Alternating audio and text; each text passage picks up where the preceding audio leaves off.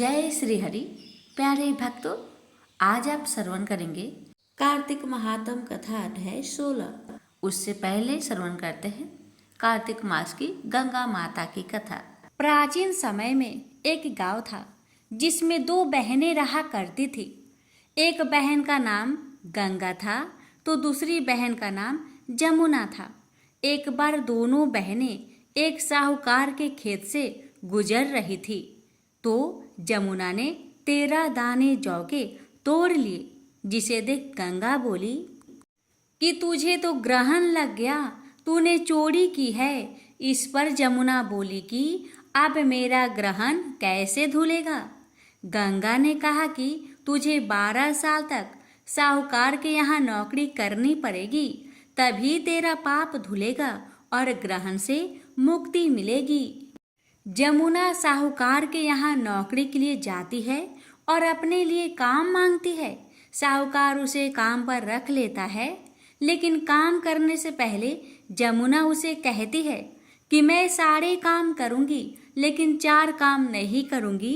जूठे बर्तन नहीं मांजूंगी, झाड़ू नहीं लगाऊंगी, बिस्तर नहीं बिछाऊंगी और दिया नहीं जलाऊंगी। 12 साल के बाद कुंभ का मेला लगा तो साहूकारनी भी कुंभ नहाने जाने लगी। जमुना ने उसे जाते देख कहा कि कुंभ के मेले में मेरी बहन गंगा मिलेगी तो उसे यह सोने का टका दे देना। इससे वह अपने हाथों में सुंदर चूड़ियां पहन लेगी। साहूकारनी ने कुंभ के मेले में गंगा को वह सोने का टका दे दिया। गंगा ने उनसे वह टका लेते हुए कहा कि मेरी बहन को कहना कि उसके 12 बरस पूरे हो गए हैं, अब वह यहाँ वापस आ जाए। साहूकार व साहूकारनी वापस घर आए तब जमुना मटके में पानी भर रही थी। दोनों जमुना से बोले कि हमने सोने का वह टका तेरी बहन गंगा को दे दिया था और उसने कहा है कि तेरे 12 वर्ष पूरे हो गए हैं, इसलिए अब तुम वापस जाओ। यह समाचार सुनते ही जमुना सहस्त्र धारा में बदल गई और बहने लगी। जमुना जी का यह रूप देखकर साहूकार व साहूकारनी परेशान हो गई कि हमारे घर में जमुना माता ने काम किया, हमें तो अब ग्रहण लग गया है, हम यह ग्रहण कैसे उतारेंगे। जमुना भागकर गंगा माता के पास चली गई। गंगा ने जमुना से पूछा कि तुम साहूकार साहूकारनी से कुछ कहकर आई हो या ऐसे ही बिना बताए आ गई। तब जमुना बोली कि मैं तो कुछ भी नहीं बताकर आई हूँ। गंगा ने कहा कि जा उन्हें धीरज दिया, नहीं तो उन्हें जीवन भर असंतोष ही रहेगा।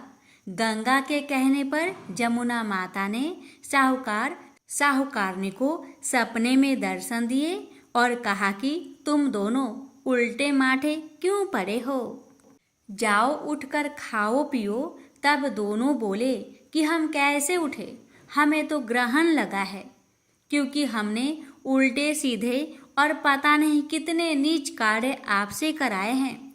तब जमुना जी बोली कि तुम्हें ग्रहण नहीं लगा है, ग्रहण तो मुझे लगा था कि मैंने तुम्हारे खेत से 13 दाने जौ के चुराए थे।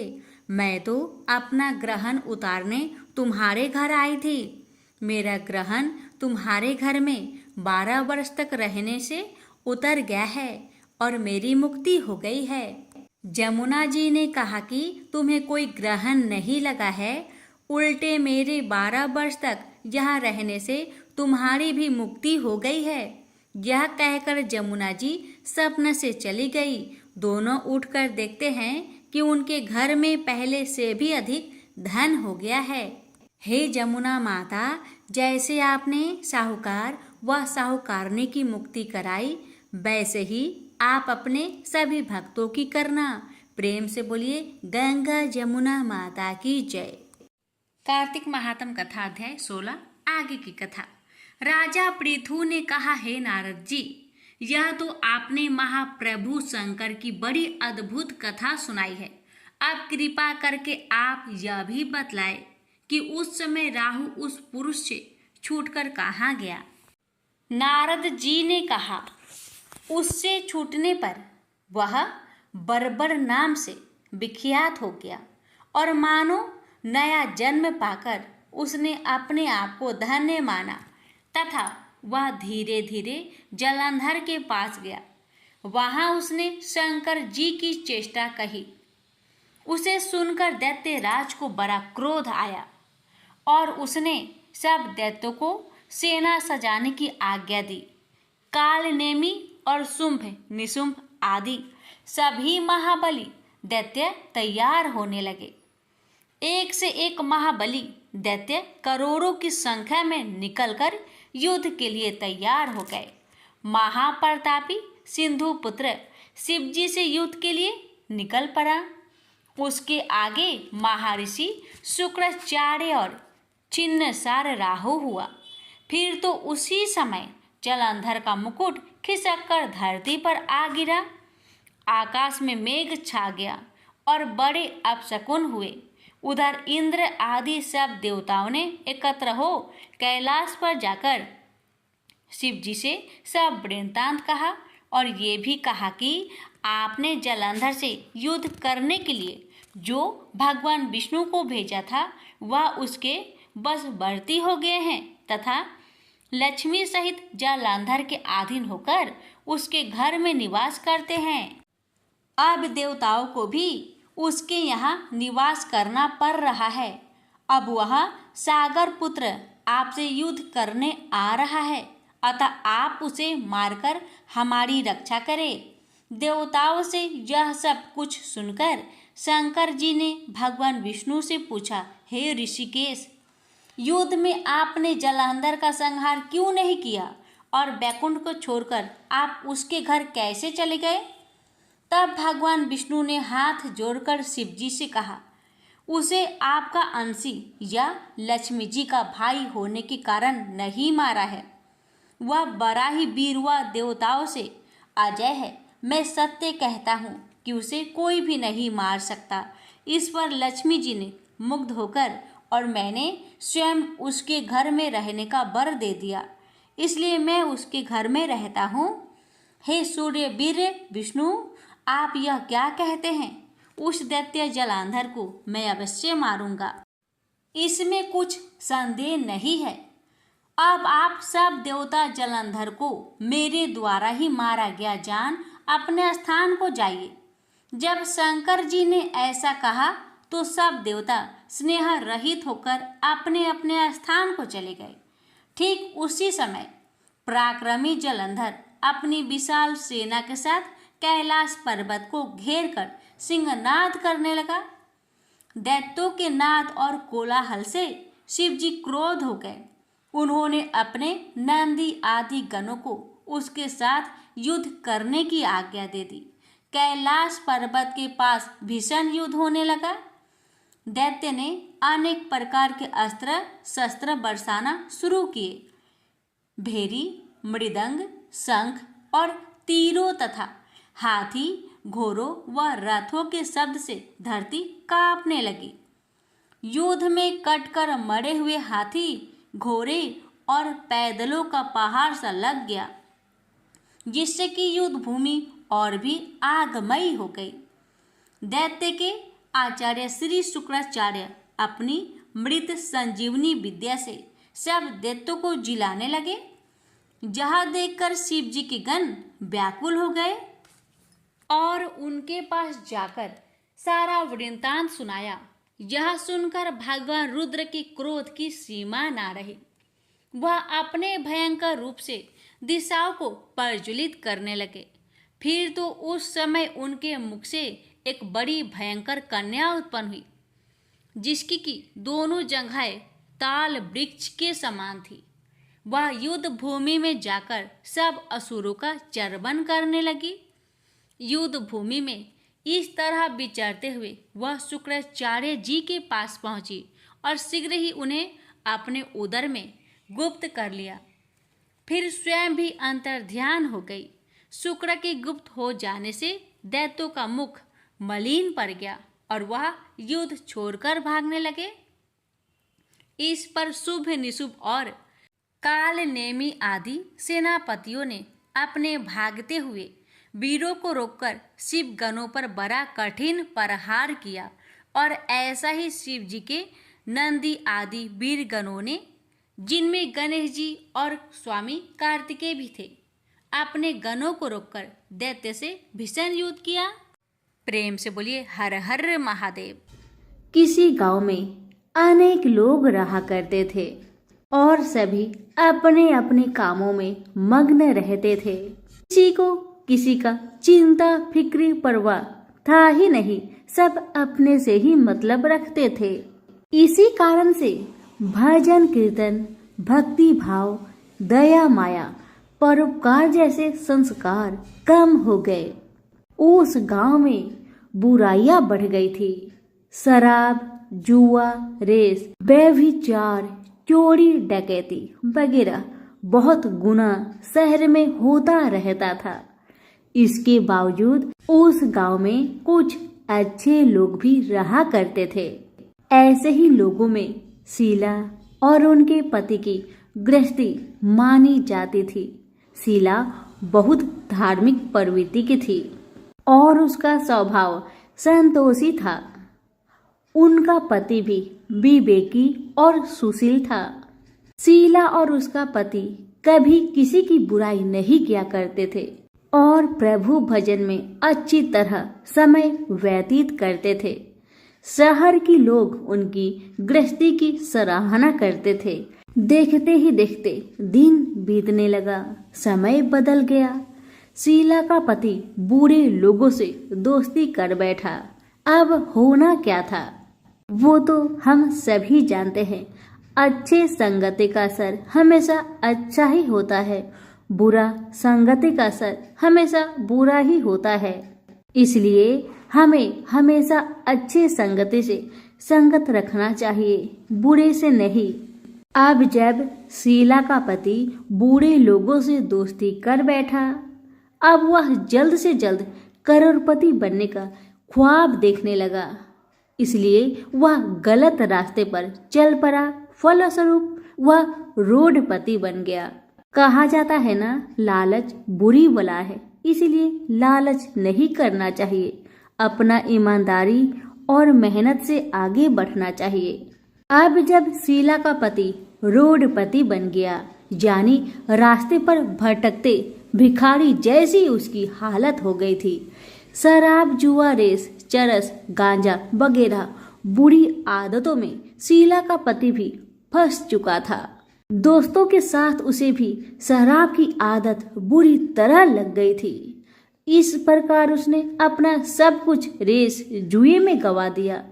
अब तो शीला अपने पति के बर्ताव से बहुत दुखी रहने लगी, किंतु उसे भगवान पर भरोसा था कि सब कुछ ठीक हो जाएगा। यही सोचकर वह अपने पति के बुरे बर्ताव को सहने लगी। शीला अपना अधिकांश समय प्रभु की भक्ति में बिताने लगी। अचानक एक दिन दोपहर को उनके द्वार पर किसी ने दस्तक दिया। शीला ने द्वार खोलकर देखा कि एक माझी खड़ी थी। उनके चेहरे पर अलौकिक तेज निखर रहा था। उनकी आंखों में से मानो अमृत की वर्षा हो रहा था। उनका भव्य चेहरा करुणा और प्यार से छलक रहा था। उनको देखते ही शीला के मन में अपार शांति छा गई। सारी चिंता मिट गई। शीला के रोम रोम में आनंद छा गया। शीला उस माझी को आदर के साथ अपने घर ले आई। दुख का बात यह था कि शीला के घर में बैठाने के लिए कुछ भी नहीं था कि माझी को किस पर बैठाया जाए। बेचारी यह सोच विचार के उसने एक सकुचाकर एक फटी हुई चादर पर उनको बिठाया और शीला ने कहा, माझी, मेरे घर में और कुछ भी नहीं है जो मैं आपको बैठा सकूं, इसलिए माँ मुझे माफ करना, मैं आपको फटी हुई चादर पर बैठा रही हूँ। माँ तो शीला की बातों से मंद मंद मुस्कुरा रही थी। माँ तो शीला की हर कहानी को जानती थी कि उसका पति उसके साथ कैसा व्यवहार कर रहा है, बेचारी कितने दुख में है। शीला के बातें सुन माँ जी प्रेम भरी शब्दों से बोली, शीला क्यों मुझे तुमने पहचाना नहीं? हर शुक्रवार को लक्ष्मी जी के मंदिर में भजन कीर्तन के समय मैं ही तो वहाँ आती हूँ। इसके बावजूद शीला कुछ नहीं समझ पा रही थी। फिर माँ जी ने कहा, तुम बहुत दिनों से मंदिर नहीं आ रही हो, अतः मैंने सोचा चलो मैं ही देख लेती हूँ। माँ जी के अति प्रेम भरे शब्दों से शीला का हृदय पिघल गया। उसकी आंखों में आंसू आ गए और वह बिलख बिलख कर जोर जोर से रोने लगी। शीला को रोते देखकर माँ जी ने कहा, बेटी सुख और दुख तो धूप और छाव जैसे होते हैं, धैर्य रखो बेटी, धैर्य रखो।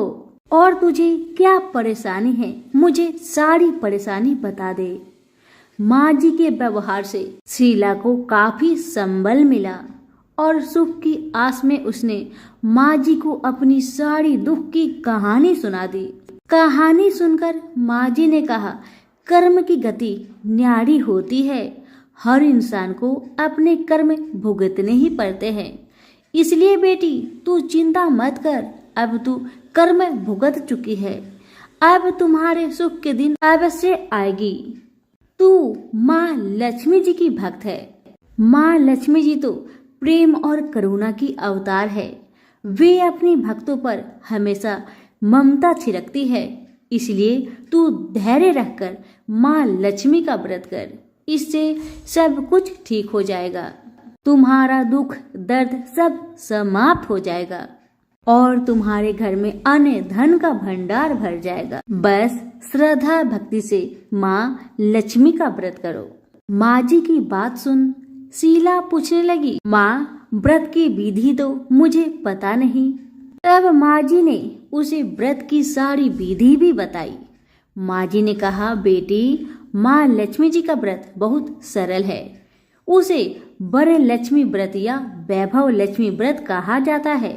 यह व्रत करने वाले की सब मनोकामना पूरी होती है, वह सुख संपत्ति और यश प्राप्त करता है। शीला यह सब सुनकर आनंदित हो उठी। शीला ने संकल्प करके आंखें खोली तो सामने कोई नहीं था। वह विस्मित हो गई कि माँ जी कहाँ गई?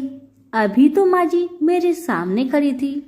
शीला को तत्काल यह समझने में देर नहीं लगी कि माँ जी कोई और नहीं, साक्षात माँ लक्ष्मी ही थी। दूसरे दिन शुक्रवार था।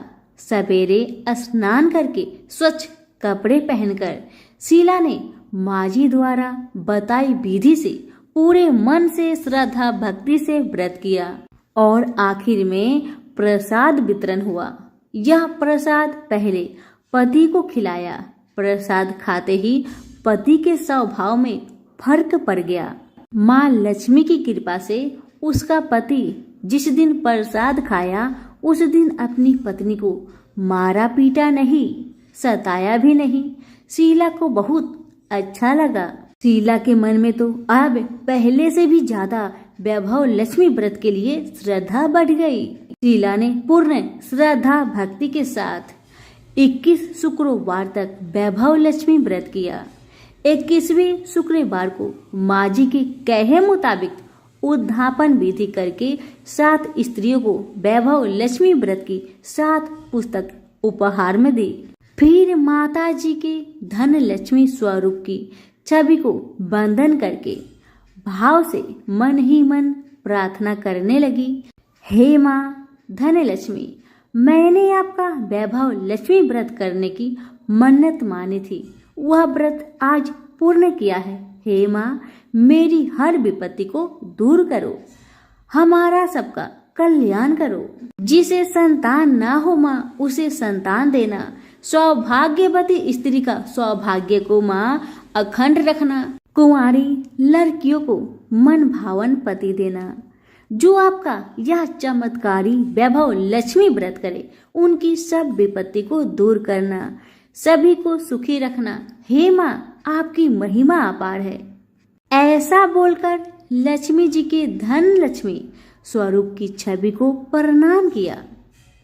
व्रत के प्रभाव से शीला का पति अच्छा इंसान बन गया और अब शीला का पति मेहनत करके व्यवसाय करने लगा। उसने तुरंत शीला की गिरवी रखे गहने छुड़ा लिए। घर में धन की बाढ़ सी आ गई। घर में पहले जैसी सुख शांति छा गई। वैभव लक्ष्मी व्रत का प्रभाव देखकर मोहल्ले की दूसरी स्त्रियां भी विधि पूर्वक वैभव लक्ष्मी व्रत करने लगी। सभी प्रेम से बोले, वैभव लक्ष्मी माता की जय हो। आइए अब जानते हैं वैभव लक्ष्मी व्रत का उद्यापन विधि। 7, 11 या 21 जितने भी शुक्रवार की मन्नत मांगी हो, उतने शुक्रवार तक यह व्रत पूरी श्रद्धा तथा भावना के साथ करना चाहिए। आखिरी शुक्रवार को इसका शास्त्रीय विधि के अनुसार उद्यापन करना चाहिए। आखिरी शुक्रवार को प्रसाद के लिए खीर बनानी चाहिए।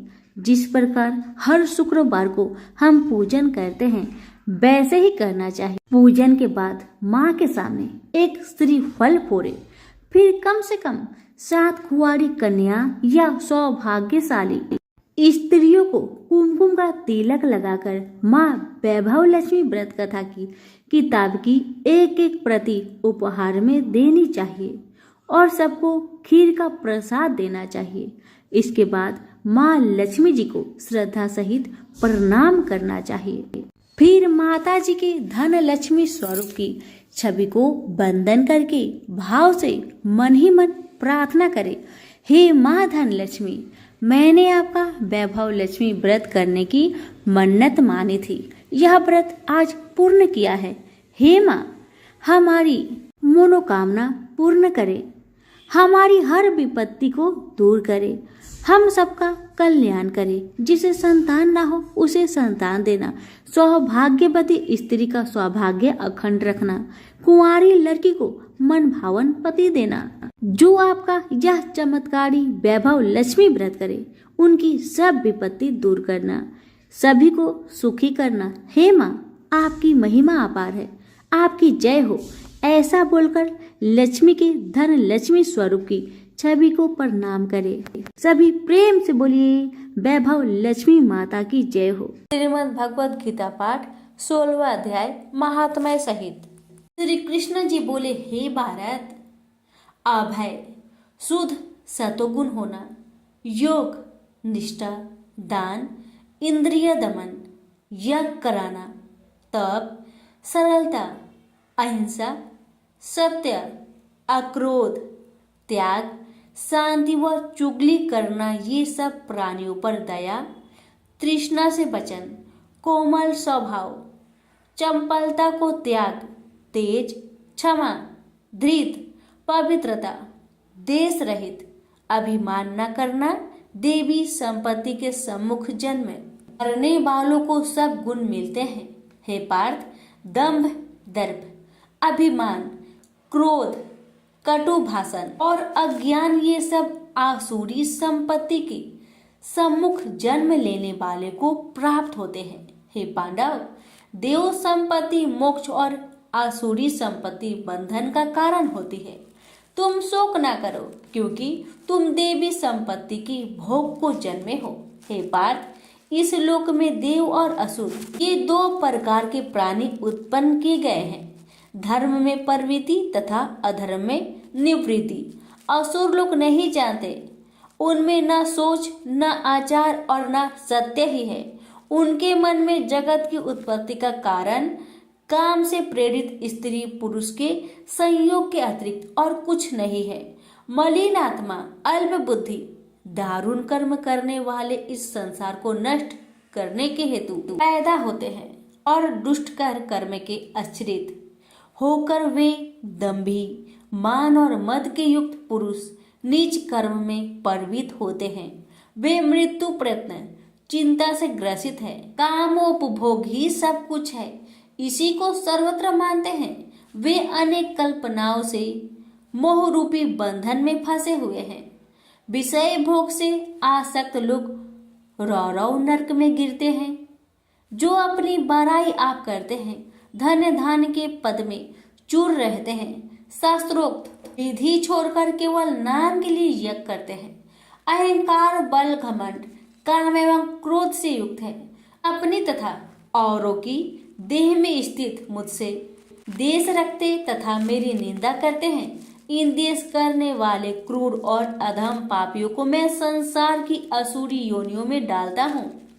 हे कौतन्य, जन्म जन्म में असुरी योनि पाकर वे मूर्ख मुझको पाए बिना ही अंत में अधम गति को प्राप्त होते हैं।